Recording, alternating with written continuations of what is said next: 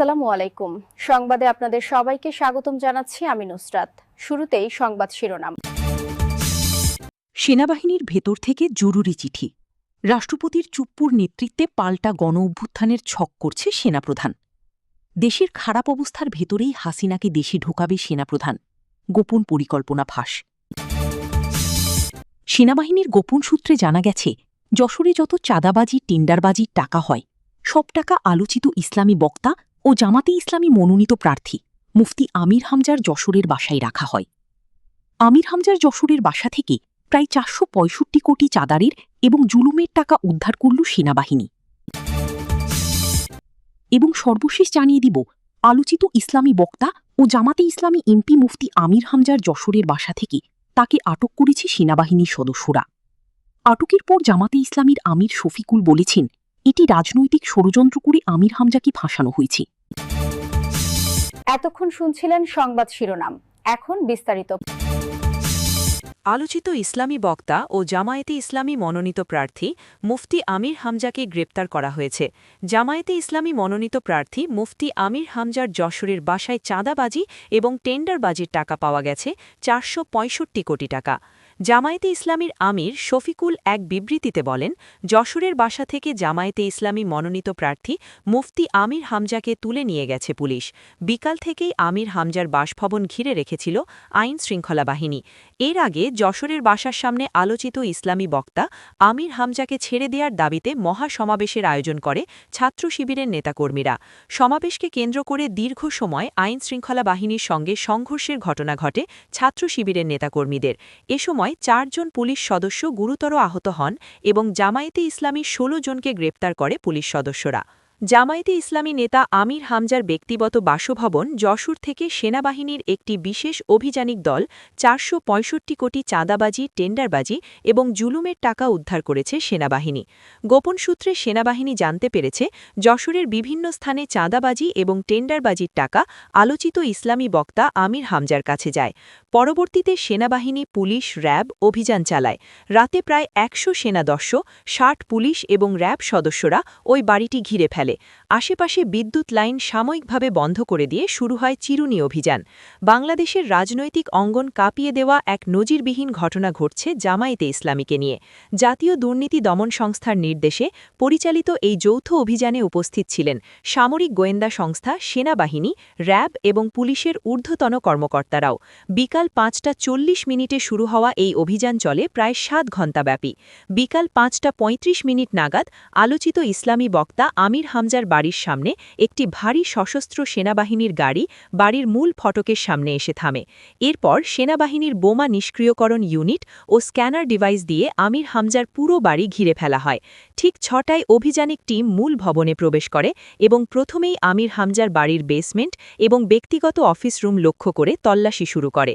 তদন্তকারী সংস্থার এক সদস্য নাম প্রকাশ না করার শর্তে জানিয়েছেন, আমির হামজার বাড়ির গোপন রুমে ৬টি সিন্ধুক ও ৪টি লকার ভেঙে সেখানে বাক্সের পর বাক্স ভরা বিপুল পরিমাণ নগদ টাকা এবং স্বর্ণালঙ্কার উদ্ধার করা হয়। উদ্ধারকৃত অর্থ বিশেষ নিরাপত্তা মাধ্যমে বাংলাদেশ সেনাবাহিনীর একটি গাড়িতে করে নিয়ে যাওয়া হয়। আমির হামজার বাড়ি থেকে সব মিলিয়ে হিসাব অনুযায়ী প্রায় ৪৬৫ কোটি টাকা পাওয়া গেছে বলে প্রাথমিকভাবে নিশ্চিত হওয়া গেছে। অভিযান শেষে এক ব্রিফিংয়ে সেনাপ্রধান ওয়াকারুর জামান এবং প্রধান উপদেষ্টা ডাক্তার ইউনুস বলেন, জনগণের অর্থ আত্মসাতের যে কোনো অভিযোগ আমাদের জন্য গুরুত্বপূর্ণ। আদালতের অনুমতি নিয়েই আমির হামজার বাড়িতে অভিযান চালানো হয়েছে। সেনা কর্তৃপক্ষ স্পষ্ট জানিয়ে দিয়েছে, এই অর্থের হিসাব আমির হামজাকে দিতে হবে।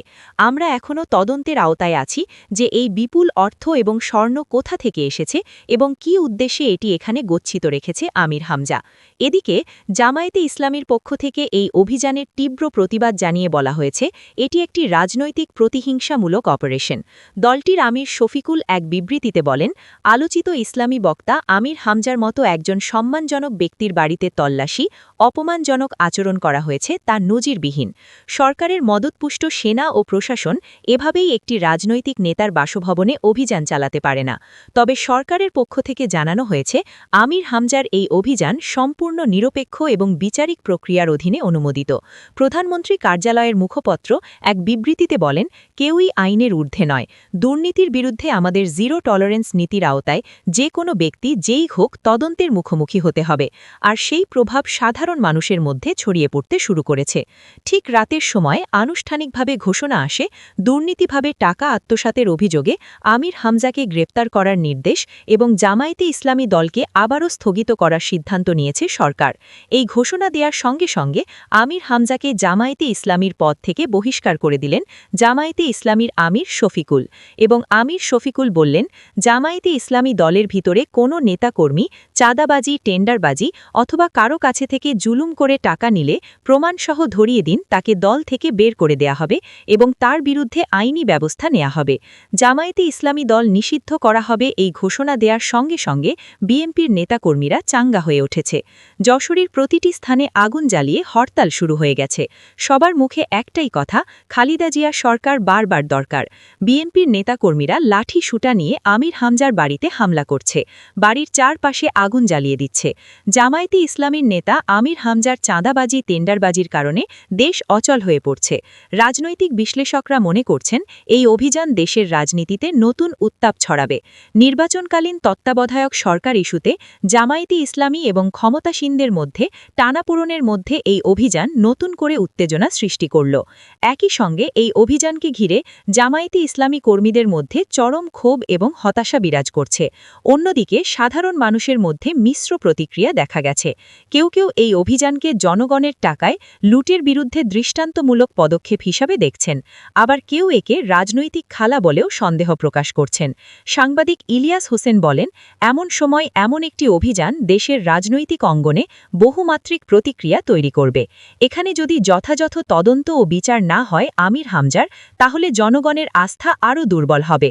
উল্লেখ্য, গত 2 দশকে জামায়াতে ইসলামীর নেতা আমির হামজার বিরুদ্ধে দুর্নীতি, টেন্ডারবাজি ও বিদেশে অর্থ পাচারের অভিযোগ একাধিকবার উত্থাপিত হলেও আজকের মতো স্পষ্ট প্রমাণসহ এমন কোনো উদ্ধার কাজ এর আগে সামনে আসেনি। বর্তমানে উদ্ধারকৃত নগদ টাকা ও স্বর্ণালঙ্কার সামরিক হেফাজতে রাখা হয়েছে এবং উচ্চ পর্যায়ের তদন্ত কমিটি গঠন করা হয়েছে। আগামী 72 ঘণ্টার মধ্যে বিস্তারিত প্রতিবেদন জাতীয় দুর্নীতি দমন কমিশনের কাছে জমা দেওয়ার কথা রয়েছে। সেনাপ্রধান ওয়াকারুর জামান কয়েকদিন আগে বলেছিলেন, দুর্নীতি দমনে কারো প্রতি রেহাই দেয়া হবে না। জামায়াতে ইসলামীর নেতা আলোচিত বক্তা আমির হামজার বাড়িতে অভিযান চালিয়ে টাকা উদ্ধার করে তিনি সেই প্রতিশ্রুতির বাস্তব প্রমাণ দিলেন। এত বিপুল অঙ্কের নগদ টাকা আমির হামজার বাড়িতে পাওয়া মানে গোটা জামায়াতে ইসলামীর নেতাদের অর্থনৈতিক দুর্নীতির চিত্র এখন প্রকাশ্যে। শত শত কৌতূহলী মানুষ ভিড় জমায় আলোচিত বক্তা আমির হামজার বাড়ির সামনে।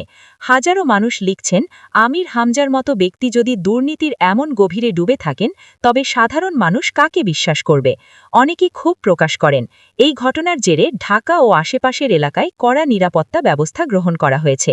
বাড়তি পুলিশ এবং র্যাবের মোতায়েন করা হয়েছে, যাতে করে জামায়াত শিবিরের কোনো কর্মী বা সমর্থক উত্তেজিত হয়ে আইন শৃঙ্খলার অবনতি না ঘটায়। দেশবাসী এখন তাকিয়ে আছে এই উদ্ধার অভিযান পরবর্তী বিচারিক প্রক্রিয়া কিভাবে পরিচালিত হয় এবং এর পিছনের প্রকৃত সত্য বেরিয়ে আসে। অন্যদিকে আওয়ামী লীগের নেতাকর্মীরা জয় বাংলা স্লোগানে ঢাকা উত্তাল করে ফেলেছে। দলে দলে ঝাঁটিকা মিছিল দিচ্ছে। তাদের মুখে একটাই কথা, শেখ হাসিনা সরকার বারবার দরকার। বিএনপির অফিস ভেঙে দিচ্ছে। শেখ হাসিনা বার্তা দিলেন, সব নেতাকর্মীরা দেশে ঢুকে পড়েন। আওয়ামী লীগের নেতাকর্মীরা যারা আত্মগোপনে ছিলেন, সবাই জয় বাংলা বলে রাজপথে নেমে পড়েছে। বিএনপির পালাবার আর কোনো পদ খোলা নাই। সবাই মনে করছেন আওয়ামী লীগের সাথে জড়িত আছেন সেনাপ্রধান ওয়াকারুর জামান এবং রাষ্ট্রপতি শাহাবুদ্দিন চুপ্পু। তাদের নির্দেশে আওয়ামী লীগ রাজপথে নেমেছে। আপনি কি মনে করেন, কোন দল ক্ষমতায় আসলে দেশের জন্য ভালো হবে, আর আপনি কোন দলকে ভালোবাসেন? অবশ্যই কমেন্ট করে জানিয়ে যাবেন। দর্শক, এতক্ষণ সংবাদ শোনার জন্য আপনাদেরকে ধন্যবাদ।